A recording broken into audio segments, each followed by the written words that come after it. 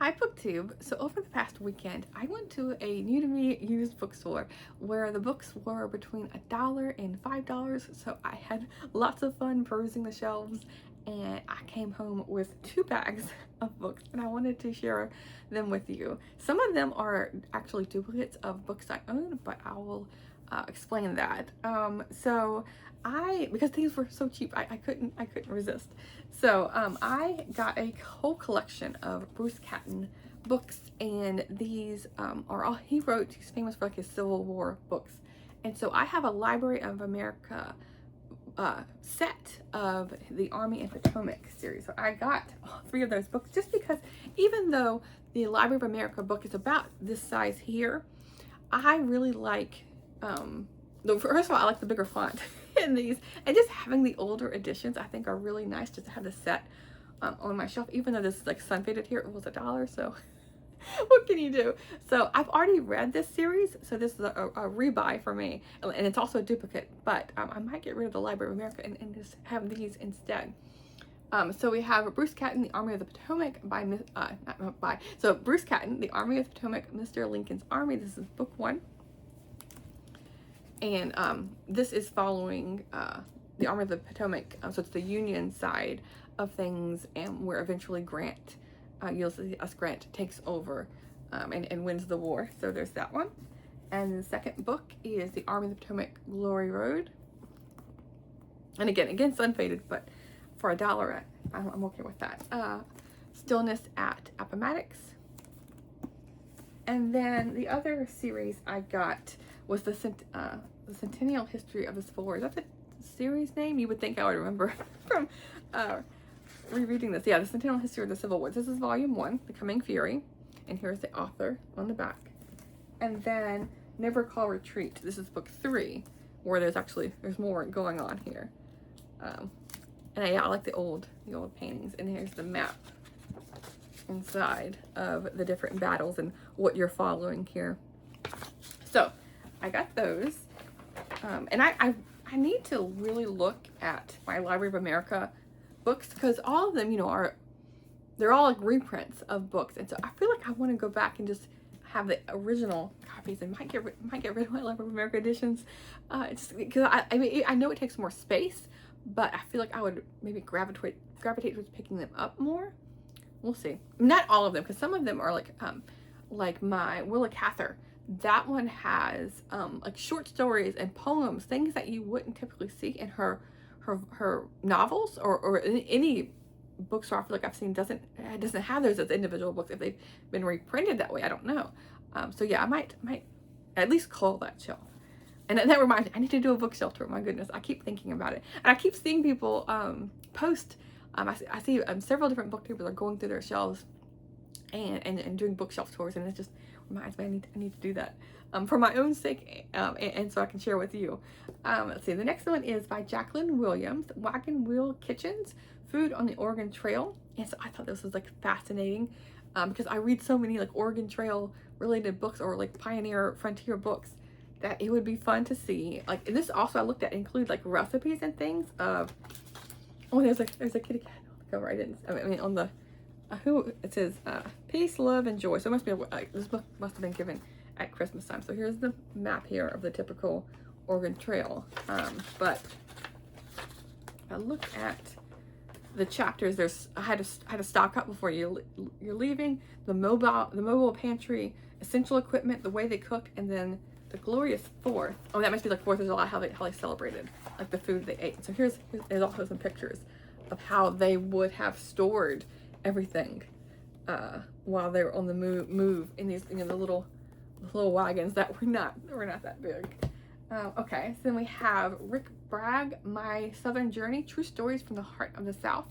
And I liked how this edition looked. I feel like I've read something by Rick Bragg. At least his name sounds familiar, because I feel like he's written a number of books. But this is, let's see, it's his funny, evocative, spot-on portraits of Southern life are all combined. So it's a collection of essays. He travels through his native state of Alabama, the Cajun country, the Gulf Coast, and his content is just just to sit on a good porch. Okay, yeah, so it's like, see, like, these old-timey stories maybe while you're sitting drinking your iced tea, your iced sweet tea, I should say. So we'll see what I think of that one. North to the Pole, Will Steger with Paul Schruck. And this one says, the link to friends and family had been severed. Now there was no turning back. The only direction home was north to the pole. And so this is like an adventure kind of story. It says these were the 6 members in 1986 that were on the Steger International Polar Expedition. And so these were 2 of the people from that expedition. So I don't often read a lot of adventure kind of stories, but this sounded really interesting. It says that it was made up of 7 men and 1 woman. They set out on a dog sled to reach the North Pole. Yeah, and so it's 55 days and 1,000 zigzag miles later, enduring temperatures of -70 and crossing the Arctic Ocean. Yes, this will be very intriguing to read about. I sometimes read like dog sledding kind of stories, and so I know I've read some of like Gary Paulson's books on doing the Iditarod, but this is like separate from the Iditarod, so lots of fun to read that one. And so this next one is, speaking of like the Arctic Ocean here, this one is a Catherine Sherman, Spring on an Arctic Island. And it's like, it's big springtime right now. It would be fun to read about this. And so it's on Violet Island. Let's see, where is that? Violet Island. I'm assuming it's this main one right here, but it's not like zooming out enough for me to figure out where in the world this is. I'm not familiar too much with like the top, of the map of the Arctic Circle area. But this is springtime in the high Arctic. Let's see. Catherine went on a scientific expedition of 8 Americans to Violet Island, 450 miles north of the Arctic Circle. She's a city-bred journalist and found herself, amongst the people that are still living there after, 2,000 years. Let's see. So when was this written? It seems like a much older book. This came out in 1956. It's like a historical book in a sense. Okay, then we have Close to Home, The Wonders of Nature Just Outside Your Door by Thor Hansen. I thought this was kind of funny. I'm just seeing all these other books from all over the place, what's in your backyard. And Thor Hansen, I read one of his books. Let me see if it lists, because I feel like he wrote a book on owls, I want to say. Or he's written a couple books here, but I don't recognize them. Hurricane Lizards, Buzz I have heard of, the one on bees. Buzz, this is Hurricane Lizards and Plastic Squid, Buzz, Feathers, and the Triumph of Seeds. Okay, Triumph of Seeds, that's the one I have read, but there was one other one I've read as well. So, yeah, this will be fun to read, and I do like the cover. And then we have Sky in a Gray's River, Living for Keeps in a Forgotten Place by Robert Michael Pyle. This is another author I recognize, but he, let's see, captures the essence of the rural Northwest, because he lives in southwestern Washington. I remember when I read his previous book, he talked about moving from Portland area, and he moved to north of Astoria. So in one of those like little small towns, it's not really even a town, along the Columbia River. And so I'll be interested to see what I think of this one. Okay, so that's all the nonfiction I picked up. And then I found, I see from time to time the paperback of the complete collection of Emily Dickinson. But I saw this hardcover and I couldn't resist. I've owned Emily Dickinson's complete poetry twice. Like the one with it's a blue cover with an outline of her head. That sounds funny. I don't know. Yeah, but so I saw this hardcover, and I don't currently have a Emily Dickinson collection, and she's one of my favorite poets. And I haven't read this cover to cover, even though I've owned it like 2 or 3 times. But it's always like good. I feel like good to have on your shelf, and so you can just like flip through it. So I feel like a hardcover, although it would last long, although I can see this dust jacket is, I need to like tape it up or something, but at least the actual book itself is in really good condition with no, and also no highlighting. I wanted to make sure, actually there's a postcard. I want to make sure like, a kid wasn't like highlighting or making lots of notes. There's a postcard in here from Fort Worth, Texas. Oh, and it's Emily Dickinson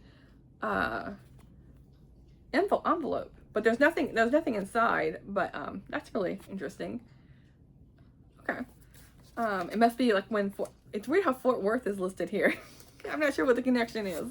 But yeah, so there is this one. And then going to other fiction books, I got a stack of mass market paperbacks. So I found 2 older Debbie Macomber books. Love by Degree. This is an old Harlequin book, number 2835. I think this is like, it's creased, so I can't exactly tell. But an older book by her. And then I also got Father's Day, Harlequin romance, and this is number 3130, so much later on. And neither one I have read unless they change like the title name. Because I feel like with Debbie Macomber and a couple other authors that have written like for a long time, they reissue her books under different titles. So I'll have to double check. And then I got an author, I've heard of Rumpole before, but I've never read them. I'm sure my library has them in ebook. Maybe that's why. I can't remember. This is a really orange cover. This is John Mortimer. It's Rumpole and the Golden Thread. And I guess it's a TV show as well. But this is 6 challenging new cases for Horace Rumpole, iconoclast, curmudgeon, and barrister at law. So I've heard of good things. On those covers, I don't know. It's something else. But I will give it a go. And then I found a couple like Phyllis A. Whitney books. These are gothic suspense stories, and I read her a lot when I was a kid, especially like in middle school. So there is Willow Hill. This is speaking of like a kid. This is a young adult book. I've never read this one. I read most of her adult mysteries, but I never read a ton of her children's books. In young adult, I haven't read maybe one of them. But this is Willow Hill. It says, senior year was a dream until Val and her friends were caught in a dilemma that changed their lives. And this is such a cover. I love the old painted covers. I wish they would bring those back. And so this came out in 1947. So yeah, I didn't read her older books. I read, things were coming out, a couple decades later for Phyllis A. Whitney. And so there is The Moonflower, again with the pretty cover here. And all of her books take place in a different city around the world. And she would go visit the town before she would write about them. And so this one came out in 1958. And then one other one I have is Poinciana, which is a really fun cover. And this is taking place in Palm Beach, and came out in 1980. Yeah, very 80s cover. So those are, I can't, there's too many to do a pile of books, but I had so much fun combing through the shelves. I will say, especially the Whitney books, because they were starting with W. They were at the very bottom of a bookcase, and they were so dusty. Like I was like choking on the dust. So although they were all $1 or so, yeah, most of the books I got were between $1 and $2. I think everything was between $1 and $2. It was still like I had to do some work. I'm like it was, I don't know. Like I feel like if you own a bookshop, you should dust once in a while. I don't know, especially the bottom shelves.